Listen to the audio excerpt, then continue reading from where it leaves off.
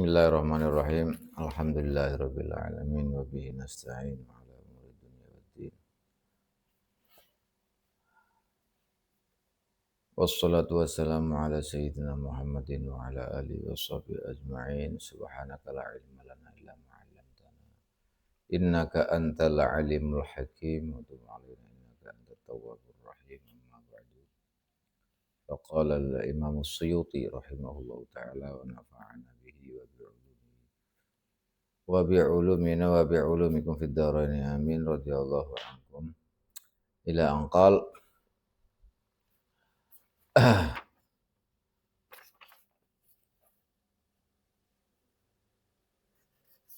ila anqal qala Nabi sallallahu alaihi wa alihi wa sahbihi wasallam wa qala sallallahu alaihi wasallam Nabi bersabda man intaqala liyata'allama ilman sudah ini bawahnya lagi. Wa qala dan dawuh sinten Kanjeng Nabi sallallahu alaihi wasallam, akrimul ulama fa innahum 'indallahi kurama. Ini kemarin juga sudah ini. Wa qala sallallahu alaihi wasallam. Nah ini. Dawuh sinten Kanjeng Nabi sallallahu alaihi wasallam ngaten man nadzara ila wajhil alim. Utawi sapane wong nadzara ningali sapa man ila wajhil alimi. Maring wajahe wong sing alim, wong sing duwe ilmu, nazratan kelawan ningali fafarihan uli bungah sapa man biya kelawan nazra khalaqa mongko ndadekaken sinten Allah Gusti Allah taala mintil kan nazra sang mengkono-mengkono penglihatan oleh ningali ndadekaken malakan ing malaikat yastaghfiru lahu ila yaumil qiyamah. Malaikat yastaghfiru kang njalukaken ngepura sapa malak lahu kronoman ila yaumil qiyamati. Ini kemarin juga sudah dijelaskan, hadis ini diriwayatkan dari Sayyidina Abi Hurairah radhiyallahu anhu. Artinya bahwa barang siapa melihat wajahnya orang yang alim, melihat wajahnya orang yang alim dengan penglihatan ada rasa senang, gembira. Jadi ketika seseorang bisa melihat wajahnya orang yang alim, orang yang punya ilmu, lalu dia bergembira dengan bisa melihat wajahnya orang alim itu, maka Allah Subhanahu wa taala menciptakan dari penglihatannya itu, dari hasil melihatnya itu, malaikat yang mana malaikat itu beristighfar, memintakan ampunan bagi dia sampai hari kiamat. Jadi ini keutamanya orang alim. Kalau ada orang melihat orang alim kok dia senang, dia bergembira bisa melihat wajahnya orang yang alim.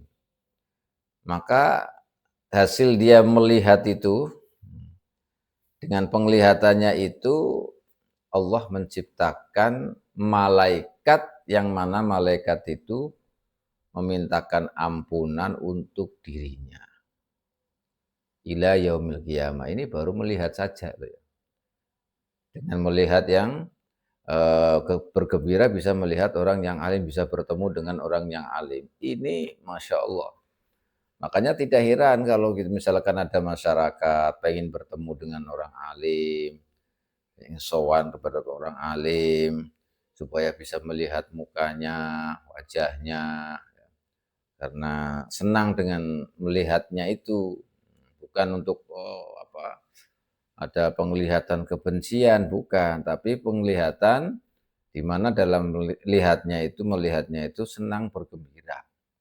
Artinya ketika orang seperti ini melihatnya itu dengan bergembira, berarti dia senang orang yang alim. Maka masuk kategori hadis yang kemarin dijelaskan. Kun aliman, au muta'alliman, au sami'an, au muhibban. Tapi kalau bisa melihat langsung, Ini ada fadilah atau keistimewaan, keutamaan lain selain anjuran Rasulullah Shallallahu Alaihi Wasallam menjadi orang yang cinta dengan ilmu, cinta dengan alim, cinta dengan orang yang alim. Maka ini ada derajat tersendiri. Oleh karena itu Sayyidina Ali radhiyallahu taala anhu menjelaskan, an-nazar ila wajhil alim, kata Sayyidina Ali, ibadatun, melihat wajahnya orang alim itu merupakan ibadah. Wa nurun fin nazar, dan merupakan nur, cahaya dalam penglihatan itu sendiri. Fil qalbi, cahaya dalam cahaya dari penglihatan itu sendiri. Jadi penglihatannya itu ada cahayanya. Wa nurun fil qalbi, dan menjadi cahaya bagi hati, di hatinya menjadi terang, menjadi tenang. Ini berbeda. Kalau yang dilihat itu orang alim, itu nanti akan ada nur dalam penglihatannya. Dalam hatinya juga ada nur, kata Sayyidina Ali. Fa idza jalasal alim lil ilmi kana lahu bi kulli mas'alatin qasrun fil jannah. Nah ini. Kemudian ketika seorang alim itu duduk untuk ilmu, untuk mengajarkan ilmu atau untuk membahas tentang ilmu, kata Sayyidina Ali, maka setiap masalah yang dibahas atau yang dibicarakan oleh orang alim itu akan menjadi qasr. Menjadi qasr, istana di sorga. Jadi masalah-masalah yang dibahas keilmuan oleh orang alim itu qasrun fil jannah, merupakan istana. Setiap itu ada istana di dalam sorga. Walil amili biha mislu zalika, dan orang yang bisa mengamalkan itu juga masalah yang dijelaskan oleh orang alim, kata Sayyidina Ali, juga akan mendapatkan sama dengan apa yang diperoleh oleh orang yang alim, yaitu nanti di surga mendapatkan istana. Jadi mengamalkan apa yang disampaikan oleh orang yang alim, dipraktekkan, maka itu dia akan mendapatkan qasr fil jannah. Nah ini makanya hebat sekali kalau orang bisa berkumpul dengan orang yang alim, bisa melihat orang yang alim, bisa duduk bersama dengan orang yang alim, mendengarkan masalah-masalah yang dibahas oleh orang yang alim. Ini pahalanya atau keutamaannya besar sekali. Tadi oleh Sayyidina Ali dijelaskan, hanya melihat saja kepada orang alim, wajahnya orang alim itu merupakan ibadah. An-nazar ila wajhil alim ibadatun wa nurun fil nazar wa nurun fil qalbi. Kemudian ketika duduk sedang membahas masalah-masalah ilmu, maka itu bagi orang alim itu akan mendapatkan setiap masalah yang dibahas adalah istana di dalam surga. Begitu juga orang yang mengamalkannya, yang mendengarkan apa yang dijelaskan oleh orang alim, kemudian dia mengamalkannya, mempraktekannya, dia akan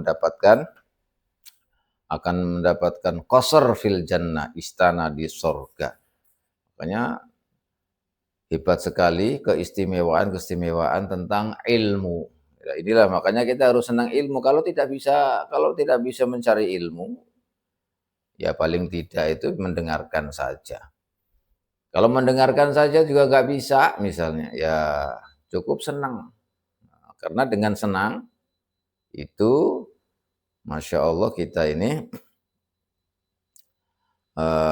diberi pahala oleh Allah, merupakan ibadah, ada nur. Makanya intinya kalau kita senang ilmu, kita berkumpul dengan orang yang punya ilmu, dengan kiai dan lain-lain, itu nanti akan keberkahan akan menghampiri dia dalam kehidupannya, karena dikelilingi dengan nur, dengan nur, baik dari penglihatannya, dari hatinya, gitu. Jadi lunak istilahnya. Makanya kalau yang kita dengar biasa, Obat hati ada 5, di antaranya adalah kumpul dengan orang yang soleh. Ini karena kalau berkumpul dengan orang yang soleh, berkumpul dengan orang alim yang senantiasa membahas tentang keilmuan, ini hati akan meleleh, akan cenderung diliputi oleh nur sehingga tidak gelap, malah terang benderang, tidak gampang susah. Nah ini makanya penting sekali masalah ilmu. Dan sebagaimana dijelaskan oleh kemarin, bahwa ilmu yang dimaksud oleh Imam Nawawi adalah ilmu ulum asy-syar'iyyah, ilmu-ilmu syariat agama. Ilmu fikih, yaitu suatu apa? Ilmu-ilmu syariat lah.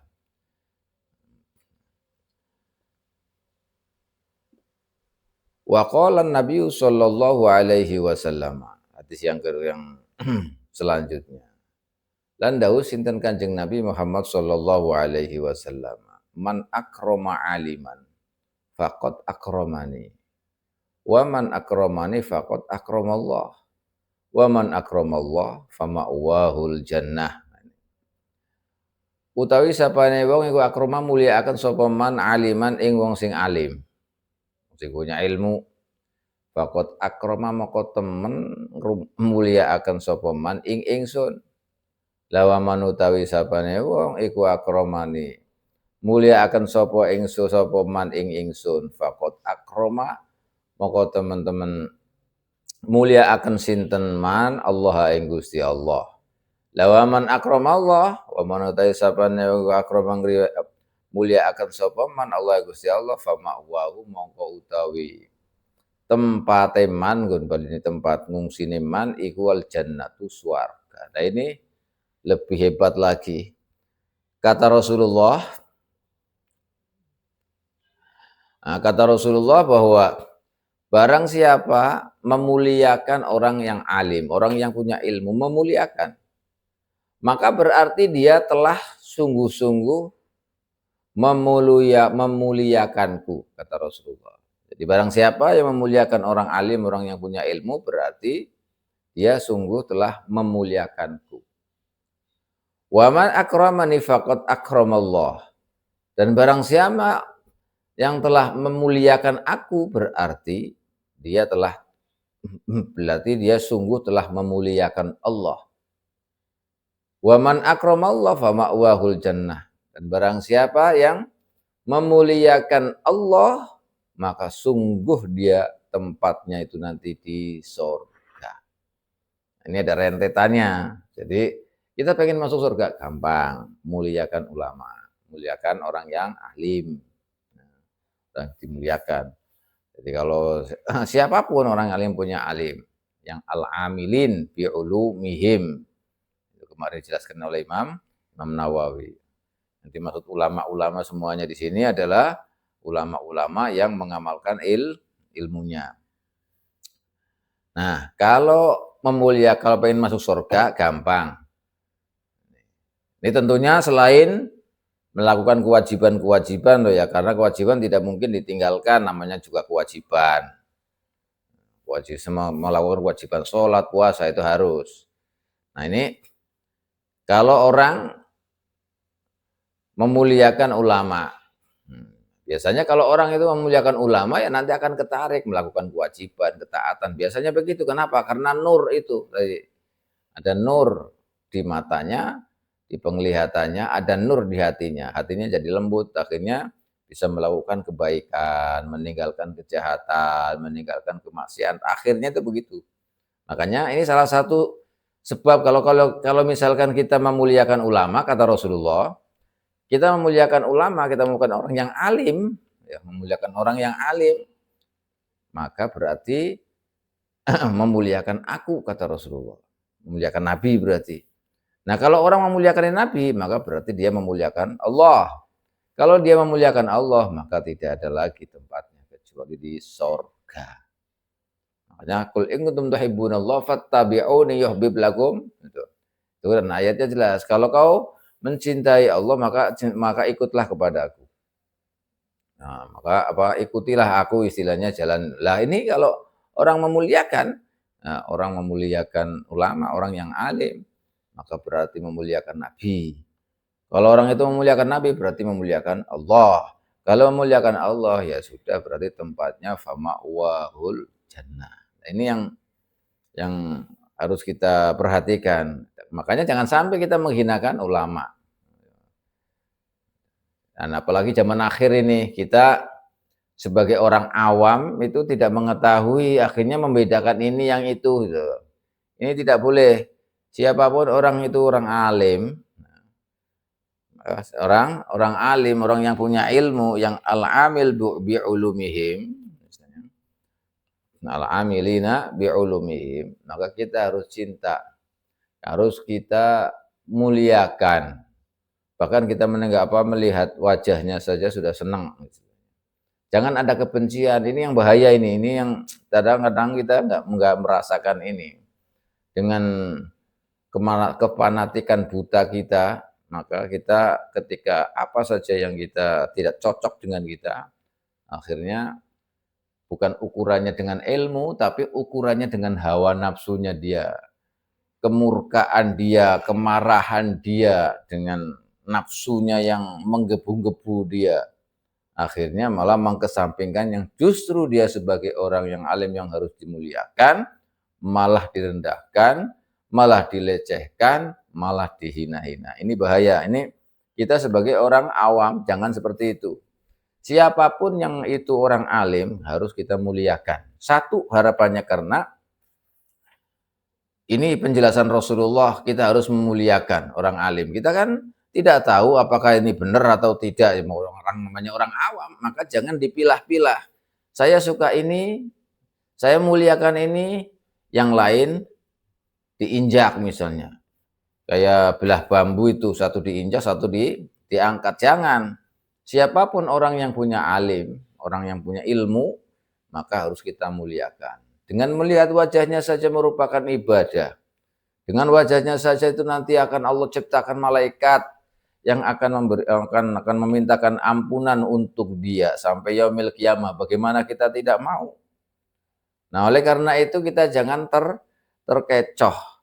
Jangan kita terbujuk, jangan kita terlena dengan nafsu, hawa nafsu kita, dengan kemarahan kita, kemudian melihat orang alim yang karena tidak sejalan dengan kita misalnya, terus kemudian kita musuhi. Jangan. Kalau kita menjadi orang yang awam, ya kita harus mengakui sebagai orang awam. Jangan kemudian ikut-ikutan.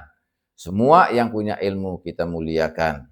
Semua yang statusnya sebagai ulama kita muliakan. Karena dengan memuliakan, kita ini akan dimuliakan oleh Allah dengan tempat di surga nanti. Ini hati-hati. Makanya kalau posisi kita ini sebagai orang yang awam, maka jangan sekali-kali kita membedakan antara orang-orang alim. Karena barangkali orang alim itu punya pegangan sendiri, punya dasar sendiri, punya dalil sendiri, yang sehingga dia memiliki mauqif sendiri yang beda dengan orang lain, dengan yang lain-lainnya misalnya. Ini bisa saja, yang jelas itu tidak mengantarkan kita menjadi orang yang jahat, tidak mengantarkan atau tidak menyebabkan kita menjalankan maksiat, tidak menyebabkan kita ini benci terhadap orang lain misalnya. Maka kita harus mengakui bahwa dia orang punya ilmu, orang alim, al-amil bi'ulumihim, ya kita harus. Ini kadang-kadang ini bahaya bagi kita ini orang awam itu. Karena kita kan nggak tahu, ketemu aja belum misalnya, ketemu aja sudah belum. Baru lihat mukanya sudah bencinya setengah mati, ini kesalahan kita ini. Kalau ada orang alim terkenal dengan dia itu punya ilmu, belajar lama ini dan itu, pokoknya punya ilmu lah, al-alim wal amil bi'ulumihi. Ini jangan sampai di hati kita ada rasa benci. Padahal kita belum pernah ketemu, belum pernah apa, malah baru lihat ininya sudah benci. Ini bahaya. Hatinya nanti akan buta, akan tertutup, tidak ada cahaya di hatinya. Di matanya pun tidak akan ada cahaya. Kenapa? Karena ada kebencian di dalam hatinya itu, maka bertentangan dengan apa yang disampaikan oleh Rasulullah tadi. Man nazara ila wajhil alimi nazratan fa fariha biha. Melihat wajah orang alim dengan keadaan dia bergembira, bisa melihat wajahnya orang alim. Nah, bagaimana kalau dijelaskan oleh Rasulullah itu tadi seperti itu? Kemudian kita melihat orang alim dengan kebencian ini, dengan ketidaksukaan, maka bertentangan. Inilah yang harus kita pahami, yang harus kita resapi, harus kita praktekkan. Ini bahaya sekali soalnya kadang-kadang kita terpengaruh, kita terkecoh dan terpengaruh ikut-ikutan, tidak punya prinsip istilahnya. Maka disinilah dijelaskan oleh Rasulullah, kita harus memuliakan ulama, orang yang punya ilmu. Orang yang punya ilmu, kalau kita muliakan, maka kita berarti memuliakan Rasulullah. Kalau kita memuliakan Rasulullah, berarti kita memuliakan Allah. Kalau kita memuliakan Allah, berarti kita tempatnya ada di sorga. Makanya ini penting sekali bagi kita, jangan sampai kita memilah-milah. Kita suka yang ini, yang lain dihabisi. Kita suka yang itu, yang ini dihabisi, jangan. Kita anggap kalau memang itu orang alim, jangan ada kebencian di hati kita. Mereka punya dalil sendiri, mereka punya ilmu sendiri yang harus dipertanggungjawabkan kepada Allah Subhanahu wa taala. Dia harus dipertanggungjawabkan di hadapan Rasulullah Shallallahu alaihi wasallam. Kalau dia salah, urusan dia. Kalau dia mengambil sesuatu yang berakibat fatal, itu urusan dia. Tetapi kita sebagai orang yang awam itu harus memuliakan orang yang punya ilmu, yang mengamalkan. Jangan lihat dari zahirnya. Jangan kita terkontaminasi dengan berita. Semua orang yang alim, al-amil bi'ulumihim, kita harus muliakan.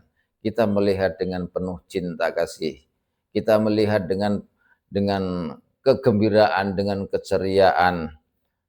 Dengan itulah kita ini oleh Allah Subhanahu wa taala akan diampuni oleh Allah ila yaumil qiyamah, dan kita ini akan dijanjikan oleh Allah diberikan surga di akhirat nanti. Bahkan tadi juga akan dibangunkan qasr kalau kita bisa mengamalkan apa yang disampaikan oleh para ulama, orang yang punya ilmu. Ini penting, makanya kita harus paham, kita sebagai orang awam harus bisa memposisikan diri kita sebagai orang awam. Jangan ikut-ikutan. Jangan ikut-ikutan permusuhan, jangan ikut-ikutan persengketaan. Bukan urusan kita, bukan ranah kita. Kita tetap sebagai orang yang awam, orang yang bodoh, mengakui kebodohan kita, dan selalu memuliakan orang yang alim, orang yang punya ilmu, al-amil bi'ulumihi. Nih. Wa qala sallallahu alaihi wasallam. Lan dawuh sinten Kanjeng Nabi Muhammad sallallahu alaihi wasallam. Naumul alim afdalu min ibadatil jahil. Nah, ini kata Rasulullah, naumul alim utawi turune wong sing alim, turu. Afdhali kuluwi utama min ibadatil jahil katimbang ibadahnya orang yang jahil, orang yang bodoh. Masya Allah, Masya Allah. Ini malah ada sebelum tadi, ini ada penjelasan dari Syekh Nawawi Banten. Jadi kata beliau, kenapa orang yang memuliakan orang alim berarti memuliakan Nabi, orang yang memuliakan Nabi berarti memuliakan Allah. Orang yang memuliakan Allah tempatnya di surga. Kata beliau, li'annaha mahalu sukna ahibbaillah. Kalau kita mencintai Allah, maka surga tempatnya. Karena surga itu adalah tempat kekasih-kekasih Allah. Orang-orang yang mencintai Allah. Bahkan Rasulullah menjelaskan, kata beliau, akrimul ulama. Muliakanlah ulama, orang-orang yang punya ilmu, fa innahum warasatul anbiya. Karena mereka itu adalah warasatul anbiya, pewaris para nabi. Faman akramakum faqad akramallah wa rasulahu. Ini diriwayatkan oleh Al-Khatib Al-Baghdadi dari Sayyidina Jabir radhiyallahu taala anhu. Ini maka muliakannya ulama, karena ulama itu warasatul anbiya. Barang siapa yang memuliakan ulama, maka berarti dia memuliakan Allah dan memuliakan nabinya, tempatnya di surga. Enak sekali. Ya, so yang penting ikut ulama misalnya. Yang penting ikut orang yang alim, jangan dipisah-pisah. Ya, jangan dipilah-pilah istilahnya. Yang jelas kalau orang alim yang betul-betul itu akidah ahli sunnah wal jamaah, punya ilmu dan mengamalkan ilmunya, ya. Nah, tidak menimbulkan kebencian, tidak menimbulkan perpecahan, ya istilahnya itu. Pokoknya ya orang alim yang al-amil bi ulumihim. Yang yang sudah kita kenal atau kita belum kenal, kita sudah pernah ketemu atau tidak pernah ketemu, muliakannya. Dengan niat itu tadi, kita mencintai ulama, orang yang punya ilmu, karena kemuliaan ilmunya itu. Karena ilmu dari Allah. Karena ilmu dari Allah. Orang yang memegang ilmu, itu berarti pemegang estafet dakwah Rasulullah Shallallahu Alaihi Wasallam. Maka jangan dipilah-pilah. Ranah masalah ketidakcocokan itu urusan mereka, jangan sampai kita ikut-ikutan di dalamnya. Kita sebagai orang awam jangan ikut-ikutan. Kalau yang kita tidak bisa menjalankan apa yang disampaikan orang yang tidak ini, ya kita nggak usah dipaksakan, ya sebisanya begitu. Tapi jangan sampai kemudian kita membenci yang lain. Ini bahaya sekali. Ini yang menjadi hati kita tertutup, hati kita ini terkeras, jadinya keras. Tidak menerima apa saja. Inilah yang kemudian setan masuk kemudian memecah belah umat. Ini bahaya. Nah, hadis yang terusnya, naumul alim afdalu min ibadatil jahil. Ini kata Rasulullah Shallallahu Alaihi Wasallam. Nah, dalam hadis lain, hadis ini dijelaskan oleh para ahli hadis bahwa naumul alim afdalu min ibadatil jahil. Maksudnya, naumul alim alladzi yura'i adabal ilmi afdalu min ibadatil jahil alladzi la ya'lam adabal ibadah. Oleh para ulama dijelaskan. Jadi tadi dijelaskan oleh Rasulullah, naumul alim afdalu min ibadatil jahil. Maksudnya adalah tidurnya orang yang punya ilmu, yang menjaga tata krama, etika, adab-adabnya ilmu. Adab-adabnya ilmu itu bagaimana ya? Kalau tidur bagaimana? Baca doa, berwudu dan lain-lain semuanya. Terus kemudian tidak tidur kalau memang tidurnya itu untuk menjalankan kewajiban, memenuhi hak daripada badan yang ingin istirahat, mata yang terlalu banyak, tidak tidur, ya. Tidak tidur, kemudian tidurnya itu memenuhi hak daripada mata, memenuhi hak daripada anggota tubuhnya, dan adab-adabnya bagaimana adabnya tidur. Wah, ini orang alim yang menjalankan seperti itu, tidurnya, maka tidurnya orang alim yang seperti itu lebih baik, lebih afdol, lebih utama dibanding dengan ibadahnya orang yang jahil, yang tidak tahu adab-adabnya ibadah. Nah, bagaimana adabnya ibadah? Orang jahil kan tidak tahu bagaimana adabnya ibadah.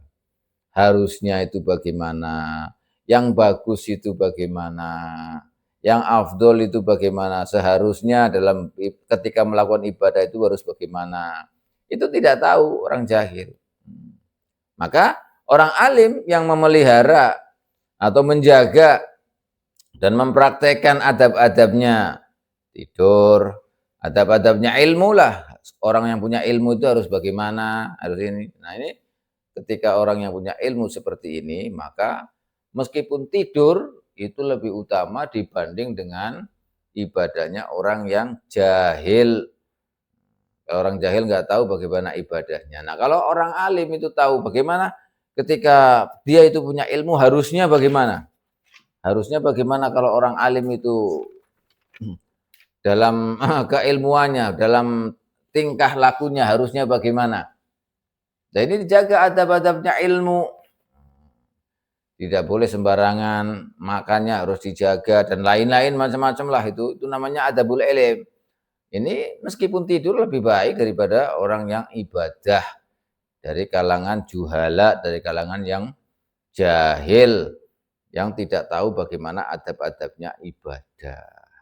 Karena jahil, ya tidak tahu adab-adabnya ibadah. Nah, ini meskipun ibadah berkali-kali, dengan tidurnya orang alim kalah.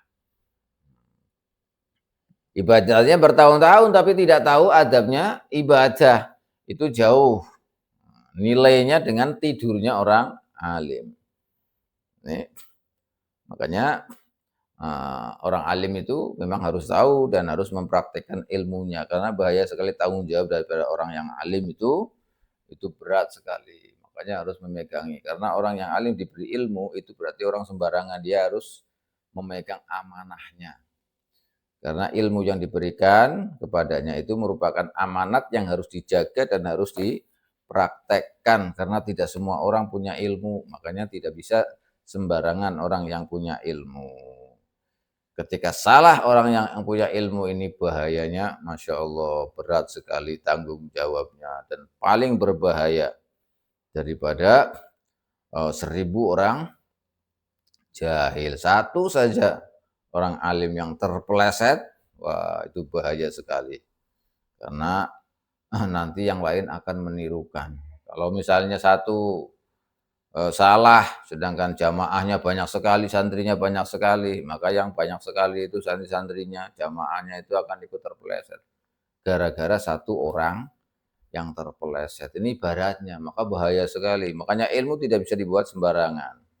Ilmu itu harus dipegangi dan harus dijaga adab-adabnya agar kita tetap memegang ilmu, bisa mengendalikan diri, dan tetap mendapatkan madad, bantuan dari Allah, dapat mendapatkan nadroh dari Allah, dan bimbingan dari Rasulullah Shallallahu Alaihi Wasallam. Inilah ilmu yang nantinya orang yang punya ilmu itu walaupun tidur masih lebih utama dibanding dengan orang yang jahil beribadah, dibanding dengan ibadahnya orang jahil.